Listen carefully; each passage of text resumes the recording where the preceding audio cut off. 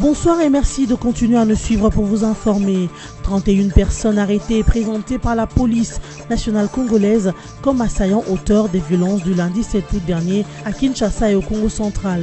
Ces terroristes adeptes de la secte Boudou Diamayala du député Némoana Semi ont envahi les rues avec un seul objectif: contrôler les sites stratégiques du pays, à savoir le centre d'émission de Biza-Pigeon, la RTNC et l'aéroport international de Njili.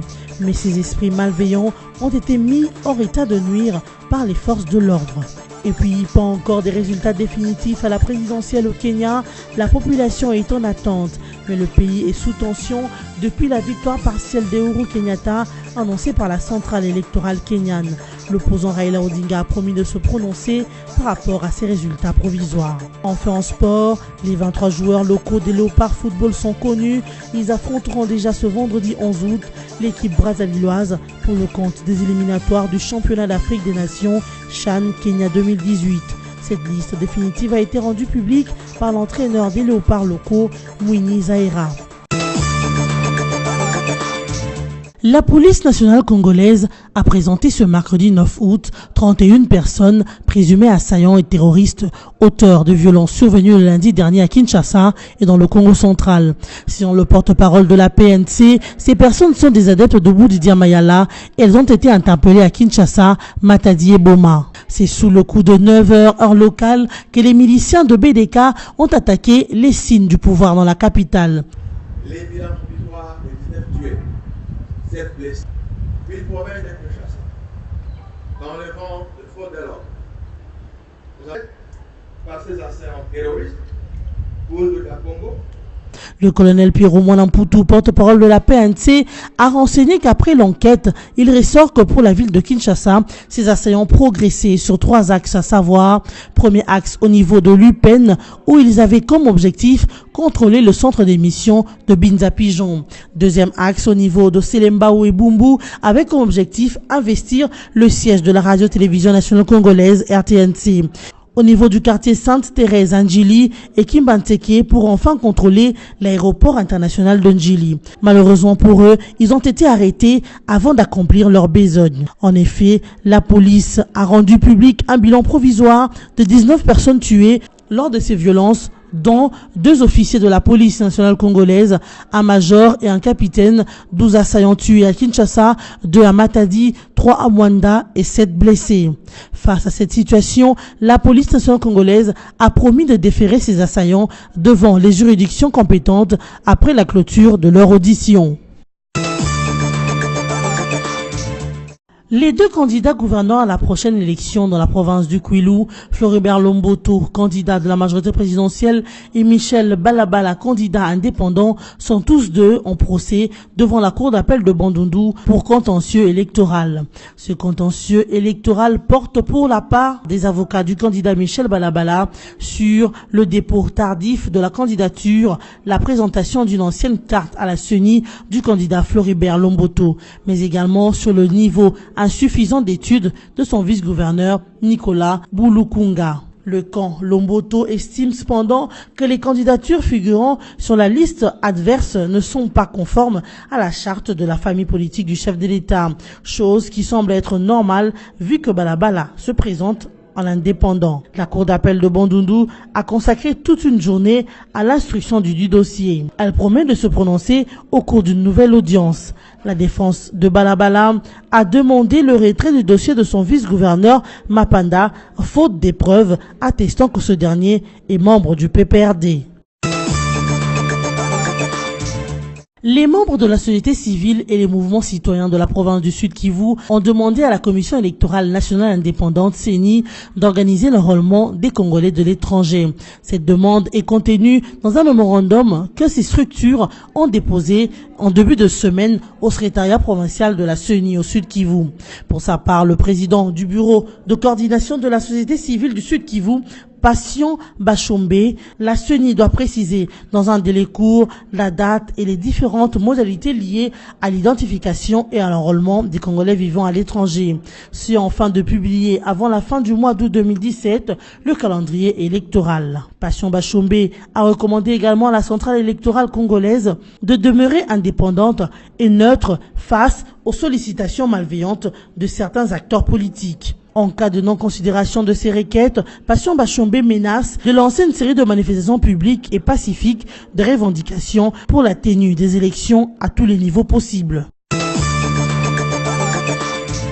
Le site Katanika, hébergeant environ 27 000 déplacés, a pris feu le mercredi 9 août à Kalemi, dans la province de Tanganyika. Mais l'origine du sinistre n'est pas encore élucidée.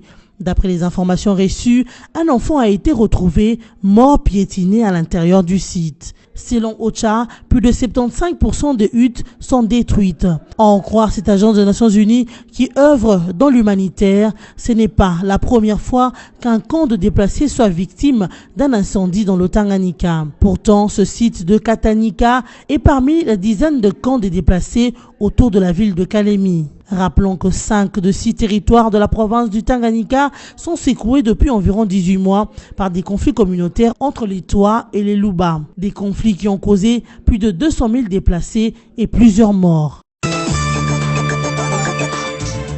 2 personnes ont trouvé la mort, 13 autres sont disparus et 10 rescapés dans le chavirement d'une baleinière survenue le mercredi 9 août sur la rivière Kasaï dans la province du Mai-Ndombe. Telle est l'affirmation de Didas Pembe, député national élu de Mai-Ndombe, qui s'est confié à la radio onusienne. L'embarcation en provenance de Moleke, dans le territoire de Koutou, se dirigeait vers le port de Mouchi avec 25 personnes à bord lorsqu'elle a chaviré. Cette tragédie est attribuée d'une part à la surcharge de la baleinière et d'autre part au mauvais temps dans cette région. Pour Didas Pembe, les passagers de la baleinière ont été certainement emportés par le vent, vu que, en saison sèche, un grand couloir avec des vents violents se crée sur la rivière. L'élu du peuple de l'ex-Bandundu lance à l'occasion un appel aux autorités provinciales et nationales pour voler à la rescousse des rescapés. Vive tension au Kenya avant la proclamation définitive des résultats de l'élection présidentielle. À la base, la non-acceptation des résultats provisoires par l'opposant Raila Odinga, car la commission électorale avait donné pour gagnant le président sortant Uhuru Kenyatta avec 54% de voix contre Raila Odinga 44%. La tension est montée d'un cran lorsque les partisans de l'opposant Odinga se sont affrontés aux forces de l'ordre, exprimant leur désapprobation des résultats provisoires. Non, Raila, no peace, c'est le slogan que scandent les partisans de Odinga pour dire sans Raila, pas de paix. D'après ces citoyens kenyans, seul le mot d'ordre de l'opposant compte. S'ils nous demandent d'accepter les résultats, nous l'accepterons. S'ils nous demandent de le rejeter, le chaos persistera, ont-ils laissé entendre. À la foulée, une conférence de presse a été annoncée pour ce jeudi 10 août, sauf changement de dernière minute. L'opposant Raila Odinga devrait en principe appeler ses partisans au calme ou à continuer à manifester contre ce qu'il a appelé piratage informatique du système électoral en sa défaveur. La commission électorale kenyane va proclamer vendredi 11 août les résultats définitifs de la présidentielle. Déjà, plus de 6 000 Kenyans ont fui la capitale Nairobi pour l'intérieur du pays. Ce pour éviter les violences préélectorales qui s'annoncent déjà inévitables. C'est depuis le mercredi 9 août que le sélectionneur des léopards locaux de football, Mwini Zaïra, a publié la liste définitive de 23 joueurs retenus pour le match face au Congo-Brazzaville. Ce match compte pour les éliminatoires du championnat d'Afrique des Nations Kenya 2018 et se joue déjà ce vendredi 11 août 2017.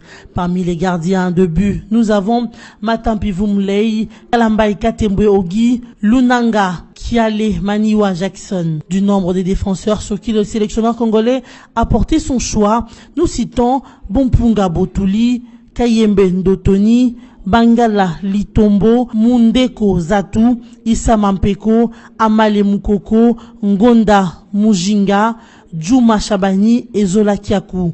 Le coach de la RDC a choisi pour cimenter sa ligne médiane Mika Miché, Doxa Djikanji, Munganga Omba, Mosevico Veko et Mandelu Siela. Enfin, comme attaquant, Mouni Zaïra comptera sur Ben Malango, Makusu Jean-Marc, Vini Bongonga, Kazadi Kasengu, Meshak Elia, Deo Kanda. Il convient de noter que la sélection de la RDC est installée à Kintele, en banlieue de Brazzaville, non loin du stade de la Concorde. Place au rappel de principaux titres. 31 personnes arrêtées et présentées par la police nationale congolaise comme assaillants auteurs des violences du lundi 7 août dernier à Kinshasa et au Congo central. Ces terroristes adeptes de la secte Boudou Diamayala du député Némouana Nsemi ont envahi les rues avec un seul objectif, contrôler les sites stratégiques du pays, à savoir le centre d'émission de Biza-Pigeon, la RTNC et l'aéroport international de Njili. Mais ces esprits malveillants ont été mis hors état de nuire par les forces de l'ordre. Et puis, pas encore des résultats définitifs à la présidentielle au Kenya, la population est en attente. Mais le pays est sous tension depuis la victoire partielle d'Uhuru Kenyatta annoncée par la centrale électorale kenyane. L'opposant Raila Odinga a promis de se prononcer par rapport à ces résultats provisoires. Enfin en sport, les 23 joueurs locaux des Léopards Football sont connus. Ils affronteront déjà ce vendredi 11 août l'équipe brazzavilloise pour le compte des éliminatoires du championnat d'Afrique des Nations CHAN Kenya 2018. Cette liste définitive a été rendue publique par l'entraîneur des Léopards locaux, Mouni Zaïra. Cette édition d'information tient à sa fin. Merci de nous avoir suivis.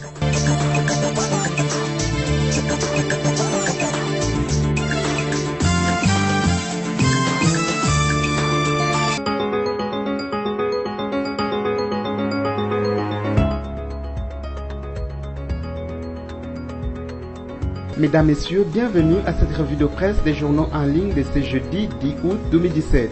La présentation des présumés assaillants Bundoudia Congo et la restriction à l'Internet ont fait la une des journaux sélectionnés. Ouvrons cette revue de presse avec Forum des As qui titre à sa une « Contrairement à ce que certains qualifient de montage, affaire BDK, les preuves de l'insurrection ». Au cours d'une cérémonie au commissariat général de la PNC, les auteurs présumés des actes terroristes de lundi 7 août, ayant notamment causé la mort de 3 policiers, ont été présentés au public. Des actes terroristes attribués aux adeptes de la secte Bundoudia Congo BDK ont troublé le calme dans la matinée de lundi 7 août, aussi bien dans certains quartiers de Kinshasa que dans certains coins de la province du Congo central. À Kinshasa, une procession d'insurgés partis des communes de Selembao, Bumbu et d'Engaliement se dirigeait vers l'émetteur de la radio-télévision nationale congolaise RTNC au quartier Binza Télécom d'Engaliement, espérant occuper le site. D'autres, positionnés dans la commune d'Njili et de Kimbonseke, avaient pour mission de prendre d'assaut l'aéroport international d'Njili. Mais c'était sans compter avec la bravoure des forces de l'ordre qui ont réussi à étouffer cette manœuvre terroriste dans l'œuf. Du coup, le rêve des assaillants a tourné en illusion. Selon le porte-parole de la police nationale congolaise, le colonel Pierrot Mwanamputu, les bilans des affrontements entre les forces de l'ordre et les assaillants estampillés BDK fait état de 14 morts à Kinshasa, dont 2 officiers de la police, plus 5 personnes tuées dans la province du Congo central. Poursuivons cette revue de presse avec l'agence congolaise des presses qui évoque le même sujet en écrivant 31 présumés terroristes BDK présentés à la PNC. 31 adeptes présumés de la secte politico-mystico-religieuse des Bundoudia Mayala BDM, dont 3 femmes arrêtées lundi lors des affrontements avec la police, ont été présentés mercredi au commissariat général de la police nationale congolaise à Kinshasa, en présence de certains membres du gouvernement, du pouvoir judiciaire, autorités des FARDC, de la police, ainsi que du représentant des Nations Unies. Le porte-parole de la PNC, le commissaire supérieur Pierrot Rombo Mwanamputu, qui a présenté cet échantillon devant la presse, a indiqué que cependant des échauffourées qui ont éclaté dans certains quartiers de Kinshasa, précisément dans les communes d'Engaliement, Selembao, Njili et Matete, que ces assaillants ont été arrêtés. Concernant le bilan provisoire, le commissaire supérieur Mwanamputu a fait savoir qu'à Kinshasa et au Congo central, la PNC a enregistré 19 tués au total, 7 blessés et 31 adeptes de BDM interpellés. Toutefois, il a souligné que la PNC, après avoir procédé à la clôture de leur audition, ces terroristes seront déférés avec des pièces à conviction devant le parquet avant de comparaître devant les juridictions de jugement afin de répondre à leurs actes. À cette occasion, le porte-parole de la PNC a présenté à l'assistance des armes fétiches et des drogues saisies. Bouclons cette revue de presse avec Okapi.net qui écrit: accès aux réseaux sociaux, la restriction sera levée d'ici quelques jours, annonce Emery Okonje. La mesure des restrictions de diffusion des images sur les réseaux sociaux sera levée dans quelques jours, annonce le ministre des Postes, Télécommunications et Nouvelles Technologies de l'Information et de la Communication, Emery Okonje. Dans une interview accordée mercredi 9 août à Radio Okapi, il a indiqué que la mesure de limitation d'accès aux réseaux sociaux a été prise pour des raisons de sûreté publique. Lundi 7 août, dans la soirée, l'autorité de régulation de la poste et des télécommunications du Congo, RPTC, a enjoint aux opérateurs de télécommunications de limiter la transmission des images et des vidéos sur les réseaux sociaux. Une décision intervenue quelques heures après les violences entre les forces de sécurité et des personnes qualifiées d'adeptes de la secte Bundu dia Mayala. Ces violences ont fait 19 morts à Kinshasa et à Matadi au Congo central, selon les bilans revus de la police. Ainsi s'achève cette revue de presse. Merci à vous qui l'avez suivi.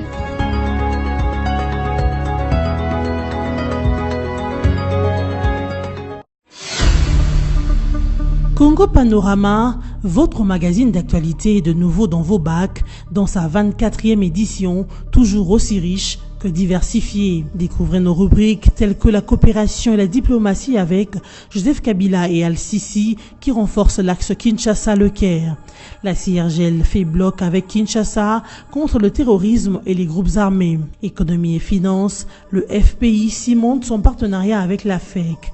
Henri Avmoulang stimule les opérateurs économiques de l'Est. Société, premières opérations à cœur ouvert réussies à Kinshasa. Sonas, Carole Aguito loue les efforts du personnel féminin. Congo Panorama, c'est surtout la une. Kabila pacifie le Kasaï. Votre magazine revient sur toute la tournée du chef de l'État dans le Kasaï pour la consolidation de la paix et le reconfort des populations éplorées. Découvrez également notre dossier élections. Élections, c'est parti. Ou encore les avis encourageants de l'OIF sur la CENI. Kabila, droit dans ses bottes. Infrastructure, la voirie de Kinshasa en pleine cure de réhabilitation avec l'OVD qui fluidifie la circulation et la CGT à fond sur les grands axes. En politique, élections apaisées, le garant s'est assumé. Joseph Kabila, les élections auront bel et bien lieu. Enfin, l'éditorial de Congo Panorama 24 avec Yvo Ramazani. Il a palpé. L'éditorialiste revisite le parcours pacificateur du président de la République et constate qu'à chaque menace contre la paix, il s'est toujours rendu à la rencontre des populations pour écouter et apporter des solutions. Et la situation au Kasaï n'a pas fait exception. Congo Panorama, s'investir pour un Congo émergent. Congo Panorama, toute l'actualité à votre portée.